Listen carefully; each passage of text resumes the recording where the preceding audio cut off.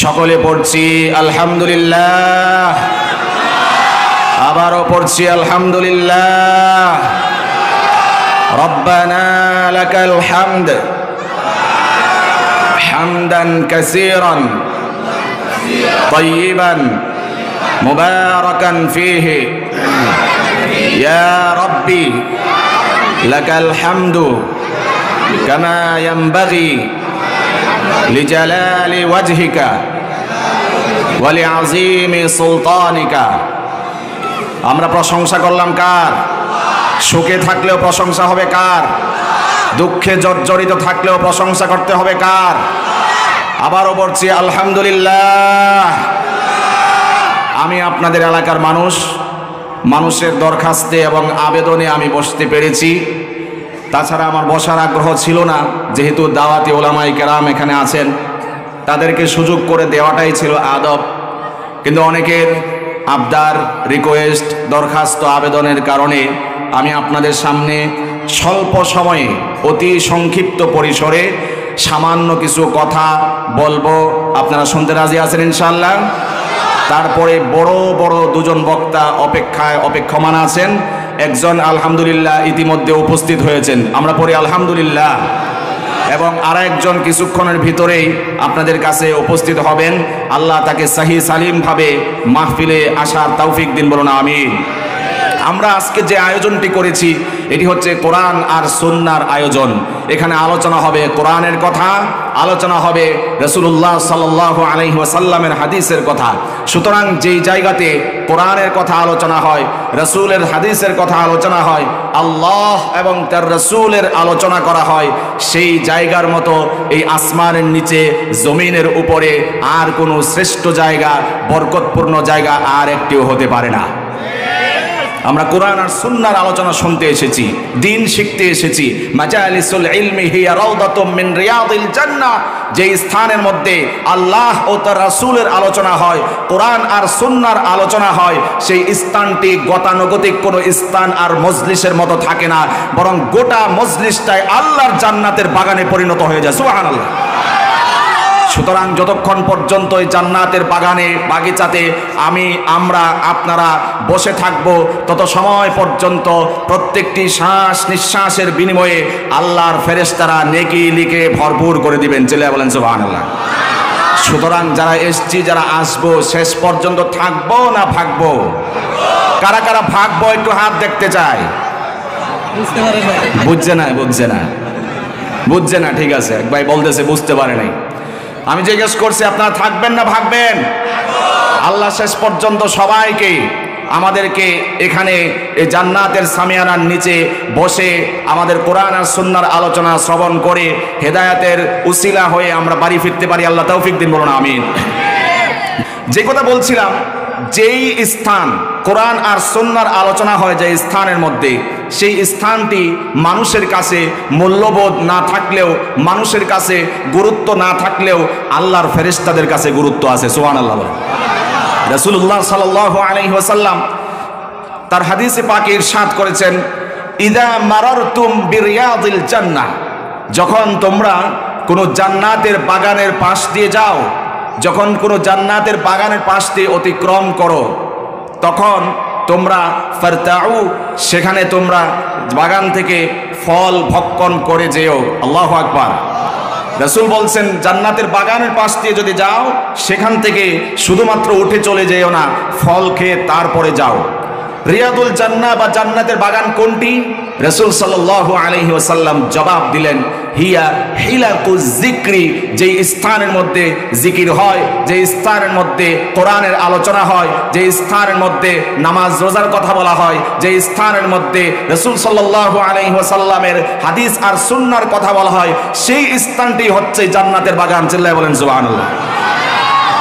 রাসূল সাল্লাল্লাহু আলাইহি ওয়াসাল্লাম বলছেন, যে স্থান দিয়ে তোমরা অতিক্রম করো, যদি সেটি জান্নাতের বাগান হয়, যে চলে যেও না, সেখান থেকে জান্নাতের ফল ভক্ষণ করে তারপরে যাবা। সুতরাং আমরা যারা এখানে উপস্থিত হয়েছি, আমরা জান্নাতের ফল ভক্ষণ করার ইচ্ছা আছে না নাই? আল্লাহ সেভাবে আমাদেরকে জান্নাতি ফল উপভোগ করার তৌফিক দিন, বলুন আমিন। এই মজলিসটি কোরআন সুন্নাহর মজলিসটি অনেক মানুষের দৃষ্টিকোণ থেকে মূল্যবোধ মর্যাদাবোধ না রাখলেও না থাকলেও আল্লাহর ফেরেশতার কাছে আছে, আল্লাহর কাছে আছে, আল্লাহর নবীর কাছে আছে। এই ধরনের মজলিসগুলো আল্লাহর একদল ফেরেশতা 24 ঘন্টা ঘুরে ঘুরে খুঁজে খুঁজে বেড়ায়। সুবহানাল্লাহ বলেন। বিশ্বনবী বলেছেন, হাদিস থেকে বলছি, আল্লাহ রাব্বুল আলামিনের একদল ফেরেশতা এমন আছে যেই ফেরেশতাগুলো গোটা বিশ্ব চরাচরে পরিভ্রমণ করে বেড়ায়, খুঁজতে থাকে কোন স্থানে কোরআন আর সুন্নাহর আলোচনা হয়। আল্লাহু আকবার। কোরআন সুন্নাহর আলোচনা হয় পৃথিবীর কোন প্রান্তে, কোন মজলিসে কোরআন আর সুন্নাহর আলোচনা হয়। আল্লাহর একদল ফেরেশতা খুঁজে খুঁজে তালাশ করে করে গোটা বিশ্ব পাড়ি দিয়ে বেড়ায়। অবশেষে যখন কোনো জায়গাতে কোরআন সুন্নাহর মজলিস দেখতে পায়, একজন আরেকজনকে বলতে থাকে, একজন আরেকজন পরস্পরকে বলতে থাকে, তোমরা যার যার কাজে লেগে যাও। অতঃপর এই সিদ্ধান্তে উপনীত হওয়ার পরে আল্লাহর ফেরেশতারা তাদের যে ডানাগুলো রয়েছে ওই ডানাগুলো দিয়ে ওই মজলিসকে আল্লাহর আসমান পর্যন্ত ঢেকে ফেলে। তাহলে রাসূলের হাদিসের ভাষ্য মতে আমাদেরকে ফেরেশতারা পরিবেষ্টন করে রেখেছেন আসমান পর্যন্ত। কোনো সন্দেহ আছে? রাসূলের জবান থেকে 63 বছরের জিন্দেগিতে যে কথাগুলো উচ্চারিত হয়েছে তার কোনো একটি কথা মিথ্যা প্রমাণ করতে পারবে পৃথিবীর কোনো বাপের বেটার শক্তি আছে? রাসূল সাল্লাল্লাহু আলাইহি ওয়াসাল্লাম যা বলেন সেটাই রাইট, যা বলেন সেটাই সত্য, আমরা সেটিকে অন্ধ হয়ে বিশ্বাস করি। এর নামই হচ্ছে ঈমান। কথা বলতে হবে ঠিক কিনা? নবীজি বলেছেন এই মজলিসটাকে আসমান পর্যন্ত ফেরেশতারা এইভাবে তাদের ডানা বিছিয়ে ঢেকে ফেলেছেন। চিল্লায় বলেন সুবহানাল্লাহ। এরপরে আল্লাহ রাব্বুল আলামিন ফেরেশতাদেরকে উদ্দেশ্য করে জিজ্ঞেস করেন, মা ইয়াকুলু ইবাদি, ও ফেরেশতারা, যেই মজলিসের মধ্যে আমার আলোচনা হচ্ছে ওই মজলিসের শ্রোতাগুলো কি চায় আমার কাছে বলো। ফেরেশতারা বলে, তারা কি করতেছে তারা বলো, কি বলে তারা বলো। ফেরেশতারা জবাব দেয়, আল্লাহ, আপনার বান্দারা ওই মজলিসের মধ্যে আপনার গুণ কীর্তন করছে, আপনার নামের স্লোগান দিচ্ছে, শ্রেষ্ঠত্বের স্লোগান দিচ্ছে, আপনার মহত্বের স্লোগান দিচ্ছে, আপনার তাসবিহ পাঠ করছে, আপনার পবিত্রতার ঘোষণা করছে। আল্লাহ রাব্বুল আলামিন পাল্টা প্রশ্ন করে, তারা কি আমাকে দেখেছে নাকি? তারা কি আমাকে দেখছে নাকি? প্রশ্ন করেন কে? চিল্লায় বলতে হবে কে? আল্লাহ রাব্বুল আলামিন প্রশ্ন ছড়ে দিয়ে বলেন, তারা কি আমাকে দেখেছে নাকি? আমার নামের বড়ত্বের প্রশংসা করে বেড়াচ্ছে কেন? তারা কি আমাকে দেখছে নাকি? আল্লাহর ফেরেশতারা জবাব দিলেন, আল্লাহর কসম, ও আল্লাহ, আপনার কসম করে বলছি তারা আপনাকে দেখে নাই, না দেখে আপনার নামে গুণকীর্তন করছে, প্রশংসা করছে। আল্লাহ রাব্বুল আলামিন এবার পাল্টা প্রশ্ন করেন, ও আমার ফেরেশতারা, আমার বান্দারা যদি আমাকে দেখতো তাহলে অবস্থাটা কেমন হতো? ওয়া কাইফা লাউ তারানি, যদি তারা আমাকে দেখতো তাহলে কি অবস্থাটা হতো আমাকে একটু রিপোর্ট করো। আল্লাহর ফেরেশতারা জবাব দিয়ে বলে, আল্লাহর কসম করে বলছি, ও আল্লাহ, আপনাকে যদি আপনার বান্দারা দেখতে পেত তাহলে তারা ইবাদতের প্রতি আরো মনোযোগ বাড়িয়ে দিত। সুবহানাল্লাহ বলেন।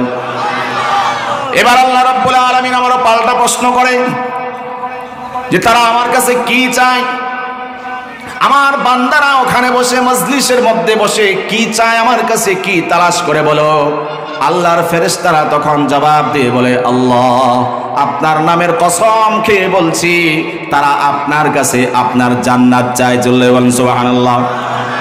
আল্লাহ রাব্বুল আলামিন ফেরেশতাদেরকে প্রশ্ন করে, আমার ফেরেশতারা আমার জান্নাত কি তারা দেখেছে কিনা বলো। আল্লাহ রাব্বুল আলামিন যখন ফেরেশতাদেরকে উদ্দেশ্য করে এই প্রশ্ন ছড়ে দেন, ফেরেশতারা বলে, আল্লাহ, আপনার কসম করে বলছি আপনার জান্নাত তো তারা দেখে নাই। যদি জান্নাত দেখতো তাহলে কি হতো? তাহলে তারা সেটার বেশি বেশি আশা পোষণ করত, লোভ আরো বেড়ে যেত। আল্লাহ এবার পাল্টা প্রশ্ন করেন, আমার ফেরেশতারা শোনো, আমার বান্দারা আমার কাছে কি কামনা করছে, কি আশ্রয় চাইছে বলো। আল্লাহর ফেরেশতারা জবাব শুনে বলেন, আল্লাহ, আপনার বান্দারা জাহান্নাম থেকে মুক্তির জন্য আপনার দরবারে আশ্রয় কামনা করে। আল্লাহ রাব্বুল আলামিন পাল্টা প্রশ্ন করেন, আমার ফেরেশতারা, আমার বান্দারা যে আমার জাহান্নাম থেকে মুক্তির আশ্রয় কামনা করছে, তারা কি আমার জান্নাত দেখেছে কিনা বলো? আল্লাহর ফেরেশতারা জবাব দিয়ে বলে, আল্লাহ আপনার নামের কসম খেয়ে বলছি, তারা কোনোদিন আপনার জাহান্নাম তো দেখে নাই, না দেখেই তারা জাহান্নাম থেকে মুক্তির কামনা করছে। আল্লাহ রাব্বুল আলামিন এবার জিজ্ঞেস করেন, ফেরেশতারা, আমার জাহান্নাম যদি আমার বান্দারা দেখতে পেত তাহলে তারা কি করত বলো? আল্লাহর ফেরেশতারা জবাব দেয়, যদি জাহান্নাম দেখতে পেত বেঁচে থাকার চেষ্টা করত, ভয়ে ভীত সন্ত্রস্ত হতো। এবার আল্লাহ রাব্বুল আলামিন ফেরেশতাদের কথোপকথন রিপোর্টগুলো শোনার পরে আল্লাহ রাব্বুল আলামিন উপসংহারে এসে রেজাল্ট ঘোষণা করছেন। আল্লাহু আকবার বলেন। আল্লাহ রাব্বুল আলামিন বলছেন, ও আমার ফেরেশতারা, সকলেই তোমরা সাক্ষী থাকো, এই যে আমার বান্দারা আমাকে না দেখে আমার ইবাদত করছে, গুণকীর্তন করছে, জান্নাত পাওয়ার আশা করছে, জাহান্নাম থেকে মুক্তির আশ্রয় কামনা করছে, সাক্ষী থাকো ফেরেশতারা, আমার বান্দার জীবনের সমস্ত গুনাহগুলো আমি আল্লাহ মাফ করে দিয়েছি। আল্লাহ শেষ পর্যন্ত বলেন, ও আমার ফেরেশতারা, জান্নাত দেখে নাই, জাহান্নাম দেখে নাই, আমাকে দেখা নাই, না দেখেই এত গুণকীর্তন, আমার মহত্বের প্রশংসা, আমার শ্রেষ্ঠত্বের ঘোষণা, আমার নামে তাসবিহ আর স্লোগান, জান্নাত দেখে নাই, জাহান্নাম দেখে নাই, সেই জাহান্নাম থেকে মুক্তি কামনা করে তোমরা সবাই সাক্ষী থাকো, আমি এদের সবাইকে, অর্থাৎ এই জান্নাতের সামিয়ানার নিচে যারা আছেন, আল্লাহ বলছেন আমি সবাইকে মাফ করে দিলাম। সুবহানাল্লাহ। কেউ কেউ থাকেন এদিক সেদিক, আছে না নাই? পিছনের দিকে না তাকায় বলেন, আছে না নাই? থাকে কিনা বলেন? রাসূল বলছেন তাদের ব্যাপারে কি সিদ্ধান্ত? তাদের ব্যাপারে কি সিদ্ধান্ত?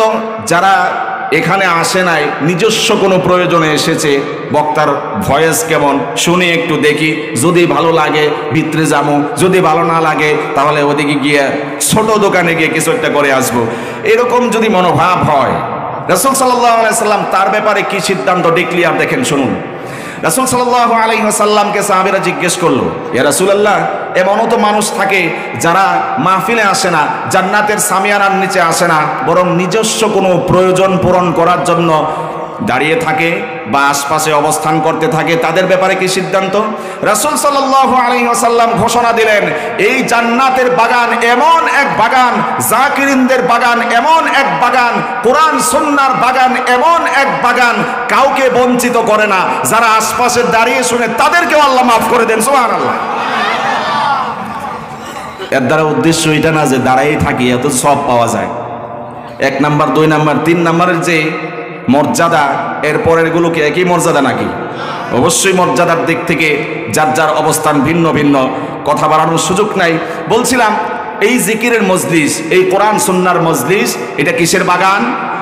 চিল্লায়া বলতে হবে, আরো জোরে বলতে হবে, কোনো সন্দেহ আছে? জান্নাতের বাগানে থাকলে যখন আমরা উঠে যাব, ঠিক তখনই মুসনাদে আহমদ থেকে শোনাচ্ছি, আল্লাহর ফেরেশতারা বলে, ওঠো ওঠো, চলে যাও, তোমাদের জীবনের সব গুনাহ আল্লাহ মাফ করে দিয়েছেন। সুবহানাল্লাহ। শুধু গুনাহ মাফ করছেন এমন না, জীবনে যত গুনাহ করছিলা সব গুনাহ মাফ করে দিয়ে ওই গুনাহগুলোকে নেকির দ্বারা পরিবর্তন করে দিয়েছেন। চিল্লায়া সুবহানাল্লাহ। সুতরাং এই বরকতপূর্ণ মজলিসে আমরা মোনাজাত শেষ করে যাব ইনশাআল্লাহ। আল্লাহ তৌফিক দিন, বলুন আমিন। আমরা আলোচনা শুনছিলাম জিকিরের মজলিসের কি বরকত, কি মাহাত্ম্য। আল্লাহর হাবিব সাল্লাল্লাহু আলাইহি ওয়াসাল্লামের ভাষ্য মোতাবেক এই মজলিসে যারা উপবেশন করে বসে থাকে, যত সময় বসে থাকবে, যখন শেষ মুহূর্তে বাড়িতে চলে যাবে, আল্লাহ তার জীবনের সব গুনাহ মাফ করে দেন। সুবহানাল্লাহ। একটু আস্তে কোন, আরো আস্তে কোন। সুবহানাল্লাহর কি মাহাত্ম্য, আচ্ছা এটাই বলি, সুবহানাল্লাহ বলার কি মর্যাদার মাহাত্ম্য রাখে হাদিসের দৃষ্টিকোণ থেকে আমি আপনাদেরকে একেবারেই সংক্ষেপ করে বলছি। রাসূল সাল্লাল্লাহু আলাইহি ওয়াসাল্লাম সাহাবীদেরকে উদ্দেশ্য করে বলছেন, ও আমার সাহাবীরা, তোমাদের মধ্যে কি এমন কেউ আছে, তোমাদের মধ্যে এমন কেউ আছে যারা প্রত্যেক দিন 1000 নেকি অর্জন করার সক্ষমতা, অ্যাবিলিটি রাখে, এমন কেউ কি আছে? সাহাবায়ে কেরাম আশ্চর্য হলেন, বিস্ময় প্রকাশ করে বললেন, কৌতূহল নিয়ে প্রশ্ন ছুড়ে দিলেন, ইয়া রাসূলুল্লাহ, প্রত্যেক দিন 1000 আমল করা এটা কিভাবে সম্ভব, এটা কি হতে পারে নাকি? তখন হুজুর সাল্লাল্লাহু আলাইহি ওয়াসাল্লাম জবাব দিলেন, যদি প্রত্যেক দিন কেউ 100 বার সুবহানাল্লাহ সুবহানাল্লাহ সুবহানাল্লাহর জিকির করতে পারে, আল্লাহ রাব্বুল আলামিন 100 বার জিকির করার কারণে 1000 নেকি তার আমল নামায় লিখে দিবেন। সুবহানাল্লাহ। আর আসতে বলেন। রাসূল সাল্লাল্লাহু আলাইহি ওয়াসাল্লাম অপর হাদিসের মধ্যে ইরশাদ করেন, গাছের ডাল নিয়ে তিনি ঝাঁকি দিলেন। হুজুর সাল্লাল্লাহু আলাইহি ওয়াসাল্লাম গাছের ডাল ধরে ঝাঁকি দিলেন। ঝাঁকি দেওয়ার পরে প্রথম পর্যায়ে গাছ থেকে পাতা পড়লো না, ঝরলো না। আবারও ঝাঁকি দিলেন, পাতা পড়লো না, ঝরলো না। তৃতীয়বার আবারও ঝাঁকি দিলেন। ঝাঁকি দেওয়ার পরে তখন ঝরঝর করে আপনার ওই গাছ থেকে পাতাগুলো পড়তে আরম্ভ করলো। আল্লাহর হাবিব সাল্লাল্লাহু আলাইহি ওয়াসাল্লাম সাহাবীদেরকে প্র্যাকটিক্যালি আমল শিক্ষা দিয়েছেন। কেউ যদি সুবহানাল্লাহ, আলহামদুলিল্লাহ, আল্লাহু আকবার, লা ইলাহা ইল্লাল্লাহ এই স্লোগান দিতে পারে, এই তাসবিহগুলো পাঠ করতে পারে, ওই যে গাছ থেকে যেভাবে ঝরঝর করে পাতাগুলো ঝরে পড়ে গিয়েছে, আল্লাহ রাব্বুল আলামিন তার জীবনের গুনাহ খাতাগুলোকে এইভাবে ঝরঝর করে ফেলে দেন। সুবহানাল্লাহ। সুতরাং সেই রবের নামে তাসবিহ আমরা উচ্চারণ করব, সেই রবের নামে আমরা সুবহানাল্লাহ পড়ব, আলহামদুলিল্লাহ পড়ব, আল্লাহু আকবার পড়ব। রাজি আছেন ইনশাআল্লাহ? সুবহানাল্লাহ পারবেন আপনারা? আলহামদুলিল্লাহ, লা ইলাহা ইল্লাল্লাহ, সুবহানাল্লাহ, আলহামদুলিল্লাহ। সবাই সুবহানাল্লাহ, আলহামদুলিল্লাহ, লা ইলাহা ইল্লাল্লাহ, সুবহানাল্লাহ।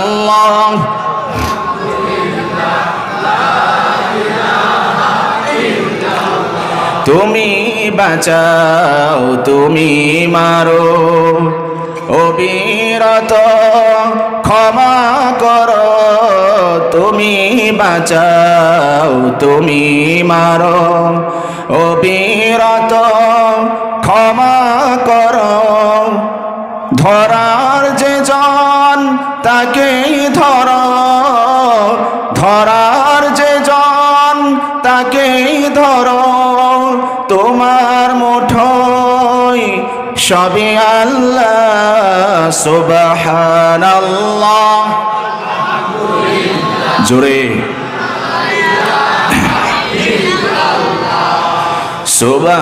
সুবহানাল্লাহ।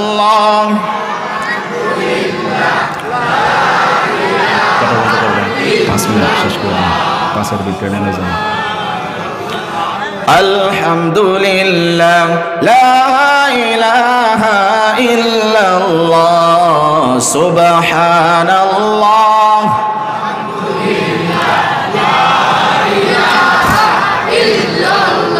গান গাইলাম, গতানুগতিক কোনো সঙ্গীত গাইলাম, কবিতা আবৃত্তি করলাম, অশ্লীলতায় ভরপুর কোনো সাহিত্যের ভাষা আমরা আবৃত্তি করলাম, বরং স্লোগান দিয়েছি কার নামে? তাসবিহ জপেছি কার নামে? জিকির করেছি কার নামে? সুতরাং সেই আল্লাহর নামে স্বাধীন দেশে স্বাধীনভাবে উচ্চ কণ্ঠে আল্লাহু আকবার বলে আল্লাহকে আমরা ডাকবো। রাজি আছি ইনশাআল্লাহ? এই সুবহানাল্লাহর পক্ষে আছি না বিপক্ষে আছি? এই দেশের মধ্যে এমন মানুষেরও আবির্ভাব হয়েছে যারা মুসলমান নামে মাত্র, যাদের ভিসাতে মুসলমান লেখা থাকে, যাদের পাসপোর্টে মুসলমান লেখা থাকে, যাদের কাগজে কলমে মুসলমান লেখা থাকে, অথচ সুবহানাল্লাহ, জাযাকাল্লাহ, ইনশাআল্লাহর আওয়াজ শুনলে গায়ের ভিতরে যেমন চুলকানি শুরু হয়, তাদের দেহের ভিতরে অন্তর আত্মায় তার চেয়েও আরো বেশি চুলকানি শুরু হয়। আছে না নাই? জোরে বলতে হবে, আছে না নাই? সেই দিন ভুলে যাও, সেই দিন নাই। একটা সময় আমরা শুনেছি যারা বলে আগে যুবকদেরকে জিজ্ঞেস করলে বলতো কেমন আছো, ভালো আছি। এখনকার যুবকদেরকে জিজ্ঞেস করলে বলে কেমন আছো, আলহামদুলিল্লাহ ভালো আছি। এই যে আলহামদুলিল্লাহ শুনে, সুবহানাল্লাহ শুনে মুসলমান হয়ে তারপরে গায়ে তো না অন্তর আত্মায় চুলকানি শুরু হয়। আছে না নাই? যারা আলহামদুলিল্লাহর আওয়াজ সহ্য করতে পারে না, সুবহানাল্লাহর আওয়াজ সহ্য করতে পারে না, আল্লাহু আকবারের আওয়াজ সহ্য করতে পারে না, জিকিরের আওয়াজ যারা সহ্য করতে পারে না, তারা ইসলামের দুশমন, মানবতার দুশমন, কোরআনের দুশমন, সুন্নাহর দুশমন, আল্লাহ এবং তার রাসূলের দুশমন চিল্লায়ে বলতে হবে ঠিক কিনা? এই জাতীয় মুসলমানদেরকে আমরা বৃদ্ধাঙ্গুল প্রদর্শন করতে চাই, থুতু নিক্ষেপ করে ধিক্কার জানাতে চাই, চিল্লায়ে বলতে হবে ঠিক কিনা? সুবহানাল্লাহর ফজিলত তুমি বুঝবা কি করে? সারা জীবন তো নাস্তিক্যবাদকে তুমি চর্চা করেছো। সুবহানাল্লাহর কি মাহাত্ম্য, সুবহানাল্লাহর কি বিস্ময়কর ফজিলত হাদিসে বর্ণিত হয়েছে, সেটা তো তুমি রিসার্চ করো নাই। আলহামদুলিল্লাহ, সুবহানাল্লাহ যদি কেউ বলে, আল্লাহর হাবিব সাল্লাল্লাহু আলাইহি ওয়াসাল্লাম বলেছেন, আসমান জমিনের মাঝখানে বিস্তৃত যে শূন্যতা, এই গোটা শূন্যতাকে নেকি দিয়ে প্যাকেজ করে দেন আল্লাহ। সুবহানাল্লাহ বলেন। যদি বিশ্বাস না হয় আমি শর্ট করে বলে শেষ করছি। সুলাইমান পয়গম্বর আলাইহিস সালাতু ওয়াস সালাম, সুলাইমান আলাইহিস সালাতু ওয়াস সালামের যে রাজ সিংহাসন, তার চেয়েও আলহামদুলিল্লাহ আর সুবহানাল্লাহর দাম বেশি। চিল্লায় বলেন সুবহানাল্লাহ। আমি আপনাদের গলা ক্লিয়ার করতেছি যাতে পরের বক্তাদের সময় আপনাদের রেসপন্স চেয়ে নিতে না হয়, বরং আপনারা যেন উচ্চ কণ্ঠে সুবহানাল্লাহ, আলহামদুলিল্লাহ, আল্লাহু আকবার, নারায়ে তাকবীর, যেখানে যেটা লাগে এই সবকটা এবং আমলগুলো দিয়ে আমি নেমে যাচ্ছি। আমি বোঝাতে চাইছি সুবহানাল্লাহ, আলহামদুলিল্লাহ সুলাইমান পয়গম্বরের রাজ সিংহাসন থেকেও আরো বেশি দামি। চিল্লায় বলেন সুবহানাল্লাহ। সুলাইমান পয়গম্বরের যে তখ্তে সুলাইমান ছিল, ছোট ছিল না বড় ছিল? জোরে বলেন। মাত্র 6 লক্ষ আসন ছিল ওই তক্তার মধ্যে। সুবহানাল্লাহ নাই। কত বড় সিংহাসন হলে, তখ্ত হলে ওই তখ্তার মধ্যে 6 লক্ষ চেয়ার থাকতে পারে? আর যেই আসনটা, যেই সিংহাসনটা, যেই তখ্তটা 6 লক্ষ সিংহাসনকে ধারণ করতে পারে, সেই সিংহাসন, সেই তখ্ত কত বড়? চিল্লায় বলেন সুবহানাল্লাহ। সর্বপ্রথম থাকতো যারা ফার্স্ট ক্লাসের সুলাইমান পয়গম্বরের ঈমানদার উম্মত, তারা তার সাথে থাকতো। পরবর্তীতে জিনরা থাকতো। উপরের ছায়া দেওয়ার জন্য পাখিগুলো তাদের ডানাগুলো মেলিয়ে দিত। আওয়াজ নাই? আরে আমাদের বাংলাদেশের মানুষে সুযোগ দিলে পাখি মাথার উপরে ছায়া দেয়, ওই পাখিগুলো ছায়া দরকার নাই, বাসায় চল জবাই করে খাবো। কথা বলেন। সুলাইমান পয়গম্বরের 6 লক্ষ চেয়ারকে, যারা সেই সিটের মধ্যে ধারণ বসে থাকতো, তাদেরকে ছায়া দেওয়ার জন্য শূন্য আকাশের নিচে আল্লাহ রাব্বুল আলামিন এইভাবে এই পাখির ডানাগুলোকে বিছিয়ে দেওয়ার ব্যবস্থা করে দিয়েছিলেন। সুবহানাল্লাহ। সুতরাং আলহামদুলিল্লাহ, সুবহানাল্লাহর দাম তখতে সুলাইমানের চেয়ে কম না বেশি? আওয়াজ করে বলতে হবে। পিছনে যারা আছে তাদের থেকেও শুনতে চাই। বেশি অবশ্যই। সুলাইমান পয়গম্বরের তখতের চেয়েও আলহামদুলিল্লাহ সুবহানাল্লাহর আওয়াজ যে বেশি। এক্সাম্পল হিসেবে বলছি, সুলাইমান আলাইহিস সালাতু ওয়াস সালাম যেই তখতের উপরে আরোহণ করতেন, সওয়ার হতেন, 6 লক্ষ আসন বিশিষ্ট তখত। কোরআনের ভাষায় বলে সুলাইমান আর রিহা গুদুবুহা শাহর।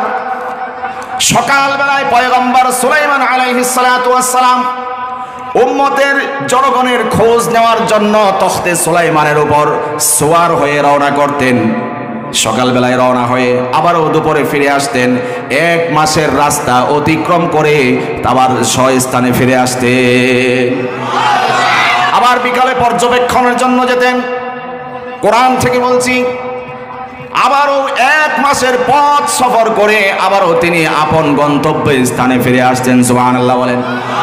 একদিন তার তখতে সুলাইমান, যে শাহী তখ্ত, সুলাইমান আলাইহিস সালাতু ওয়াস সালামের যে ইঞ্জিনবিহীন তখ্ত, সেটি নিয়ে তার উম্মতকে নিয়ে পাড়ি জমাচ্ছেন শূন্য আকাশের নিচে।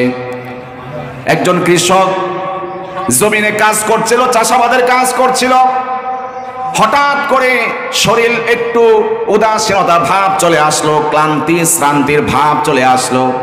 মাজাটা একটু সোজা করার জন্য দাঁড়ালেন, আসমানের দিকে তাকালেন। আসমানের দিকে তাকিয়ে বিস্ময়কর এক বস্তু তিনি দেখতে পেলেন। আসমান তালাশ করে ওই কৃষক পাচ্ছে না।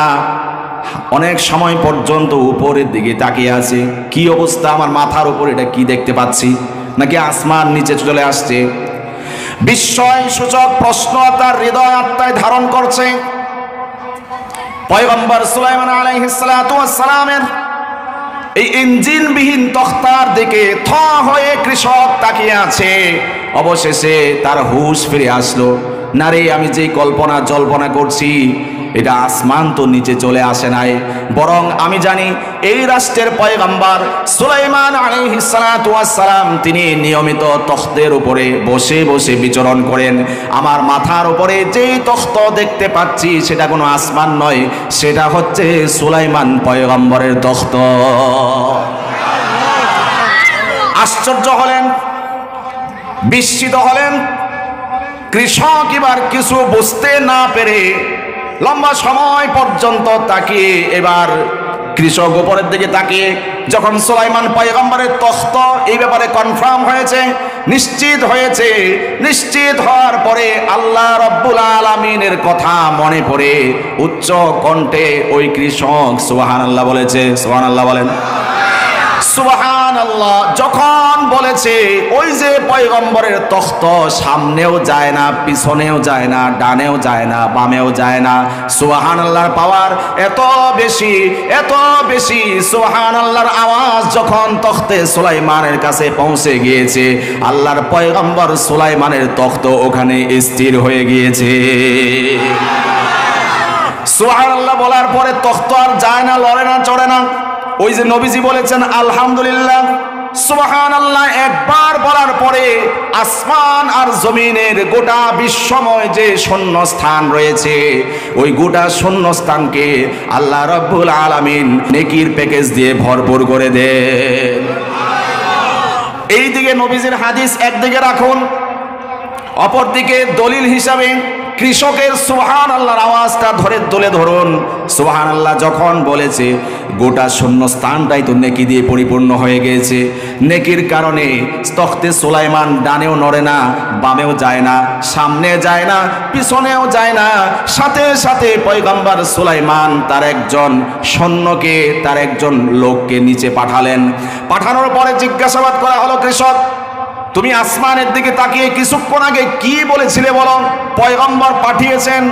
কৃষক তো একটু সরল মনার মানুষ, আগের চেয়ে আরো বেশি ভীত সন্ত্রস্ত হয়ে গেল। আরে পয়গম্বর ওখান থেকে সৈন্য পাঠিয়েছে, আমি তো কোনো বিয়াদবি করি নাই, শুধুমাত্র সুবহানাল্লাহ বলেছিলাম। কৃষক আর বলতে চায় না। কৃষক যখন বলল না, স্বয়ং পয়গম্বর সুলাইমান আলাইহিস সালাতু ওয়াস সালাম ওই কৃষকের কাছে এসে হাজির হয়ে গিয়েছে। সুলাইমান পয়গম্বর জিজ্ঞেস করল, ও আল্লাহর বান্দা, বলো কিছুক্ষণ আগে তুমি কি উচ্চারণ করেছিলে, কি বলেছিলে? আল্লাহর বান্দা সরল মনা কৃষক জবাব দিল, আল্লাহর পয়গম্বর আমি কোনো বেয়াদবি করি নাই, খারাপ কোনো কথা বলি নাই, খারাপ কোনো আচরণ করি নাই। কি বলেছিলে বলো? আল্লাহর পয়গম্বরের এই ধরনের রিকোয়েস্টের পরে আল্লাহর বান্দা জবাব দিল, পয়গম্বর যখন আপনার তখতটা আসমানের নিচে আমি দেখতে পেলাম, আমার কাছে মনে হয়েছিল আসমান বুঝি নিচে চলে এসেছে। লম্বা সময় পর্যন্ত পর্যবেক্ষণ করার পরে, মনিটরিং করার পরে আমি বুঝতে পারলাম আসমান নিচে আসে নাই, বরং আপনি তখতের উপরে সোয়ার হয়ে বিচরণ করছেন। আমি বিস্ময় সূচক একটি শব্দ উচ্চারণ করে বলেছিলাম সুবহানাল্লাহ।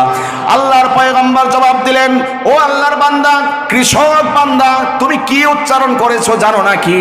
তুমি যে সুবহানাল্লাহ বলেছো, তোমার সুবহানাল্লাহর এত পাওয়ার তুমি তো বুঝো না, জানো না। আমি পয়গম্বর হওয়ার কারণে আল্লাহ রাব্বুল আলামিন আমাকে জানিয়ে দিয়েছেন, কৃষকের সুবহানাল্লাহর কারণে আমার তখতে সুলাইমান ওই শূন্য আকাশের নিচে স্থির হয়ে গিয়েছে। আর জোরে বলেন সুবহানাল্লাহ। এর ভিতরে এই ফাঁকে আমি বলতে চাই, জিকিরের মজলিস দ্বারা উদ্দেশ্য হচ্ছে যেখানে কোরআনের আলোচনা হয়, সুন্নাহর আলোচনা হয়, রাসূলের আলোচনা হয়, আল্লাহর আলোচনা হয়, সেটাই জিকিরের মজলিস। কথা বলেন। স্বাভাবিকভাবে আমরা যেটা জিকির করি এটাও জিকিরের মজলিস। জিকিরের অনেক ব্যাখ্যা আছেন, ওলামায়ে কেরাম এখানে আসেন, তারাও একমত হবেন।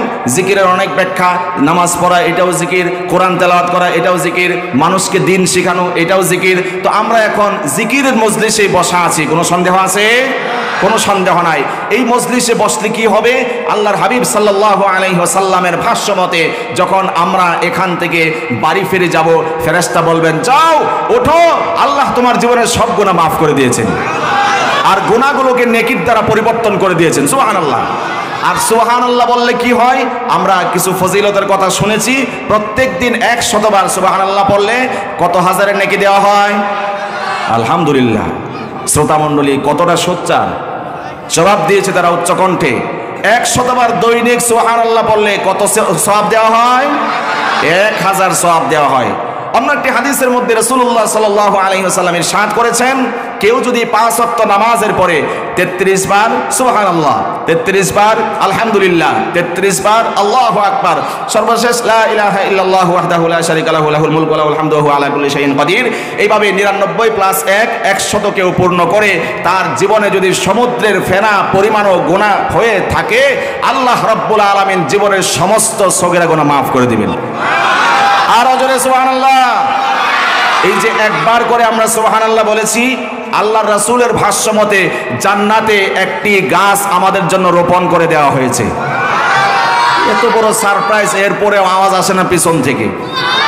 আরে জান্নাতে একটা গাছ নির্মিত হওয়ার অর্থ শুধুমাত্র গাছের মালিক আপনি না, বরং গাছের যে এরিয়া আছে সেই এরিয়ার মালিকও টাকা ছাড়া, কাগজ ছাড়া, দলিল ছাড়া, আল্লাহ রাব্বুল আলামিন জালিয়াতি ছাড়াই আপনার মালিক বানিয়ে দিবেন। সুবহানাল্লাহ। তো বারবার যদি সুবহানাল্লাহ বলি, লাভ না লস? আওয়াজ করে শুনতে চাই। লাভ হইলে তো উচ্চ কণ্ঠে বলবো, জোরে বলবো, পেট খালি হবে। পারবো ইনশাআল্লাহ? আচ্ছা, তাহলে আমরা সুবহানাল্লাহর আমলটা বেশি বেশি করব, ফাঁকে ফাঁকে আলহামদুলিল্লাহ বলবো, আবার আল্লাহু আকবারের জিকির করব। আবার অন্য হাদিসে এসেছে জাদ্দিদু ঈমানাকুম, ঈমানকে নবায়ন করো, ঈমানকে নবায়ন করো। রাসূল সাল্লাল্লাহু আলাইহি ওয়াসাল্লামকে প্রশ্ন করা হলো, ওয়া কাইফা নুজাদ্দিদু ঈমানানা ইয়া রাসূলুল্লাহ, ঈমানকে কিভাবে নবায়ন করা হয়, ঈমানকে কিভাবে রিনিউ করা হয়? হুজুর সাল্লাল্লাহু আলাইহি ওয়াসাল্লাম জবাব দিলেন, আকসিরু মিন কাউলি লা ইলাহা ইল্লাল্লাহ, বেশি বেশি কালিমা লা ইলাহা ইল্লাল্লাহর জিকির করো, আল্লাহ রাব্বুল আলামিন তোমার ঈমানকে তরু তাজা পরিপক্ক বানায় দিবেন। সুবহানাল্লাহ। আলেমরা যদি লয়ার হয়, আলেমরা যদি আইনজীবী হয়, আলেমরা যদি অ্যাডভোকেট হয়, কার কোনো আপত্তি আছে নাকি? জোরে শুনতে চাই। কোনো আপত্তি নাই তো?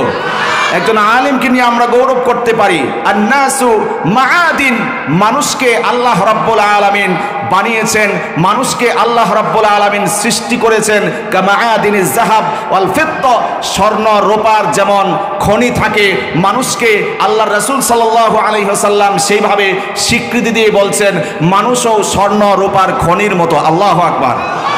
একজন মানুষ দায়ী হতে পারেন, একজন মানুষ মাদ্রাসার শিক্ষক হতে পারেন, একজন মানুষ তিনি মসজিদের ইমাম হতে পারেন, একজন মানুষ একজন মুবাল্লিগ হতে পারেন, একজন আলেম একজন মুবাল্লিগ হতে পারেন। কথা বলেন। দুঃখজনকভাবে সত্য যে আজকে বলা হচ্ছে যে উলামায়ে কেরাম দাওয়াত ও তাবলীগের নাকি তৃতীয় পক্ষ। নাউজুবিল্লাহ। একটু আওয়াজ করে বলেন নাউজুবিল্লাহ। উলামায়ে কেরাম দাওয়াত ও তাবলীগের তৃতীয় পক্ষ নয়, বরং যেই দাওয়াত ও তাবলীগ সৃষ্টি হয়েছে দারুল উলুম দেওবন্দ থেকে, সেই উলামায়ে কেরামে দাওয়াত ও তাবলীগকে সৃষ্টি করেছেন। চিল্লায়ে বলতে হবে ঠিক কিনা? সুতরাং তাদেরকে মাইনাস করে কোন দেশে, বিশ্বের কোন প্রান্তরে দাওয়াত ও তাবলীগ চলতে পারে না, পারে না, পারে না। রাসূল সাল্লাল্লাহু আলাইহি ওয়াসাল্লামকে আল্লাহ জিম্মাদারি দিয়েছেন, ইয়া আইয়ুহার রাসূল বাল্লিগ মা উনজিলা ইলাইকা মির রাব্বিক। সেই আল্লাহর রাসূল সাল্লাল্লাহু আলাইহি ওয়াসাল্লামকে বলেছেন কোরআন আর সুন্নাহর দাওয়াত তাবলীগ সেটিকে আপনাকে করতেই হবে, মানুষকে পরোয়া করা যাবে না। আর সেই রাসূল বলে গিয়েছেন আল উলামা ওয়ারাসাতুল আম্বিয়া, উলামায়ে কেরাম হচ্ছে আলেমদের ওয়ারিস। সুতরাং দাওয়াত তাবলীগের 3 নম্বরে নয়, তৃতীয় পক্ষ নয়, মূলে সর্বমূলে 1 নম্বরে আছে উলামায়ে কেরাম। চিল্লায়ে বলতে হবে ঠিক কিনা? সজাগ হন, সোচ্চার হন, সতর্কতা অবলম্বন করুন। বাতিল যে কোনো মুখোশ ধারণ করে আসুক, শক্ত হস্তে মোকাবেলা করতে হবে। চিল্লায়ে বলতে হবে ঠিক কিনা?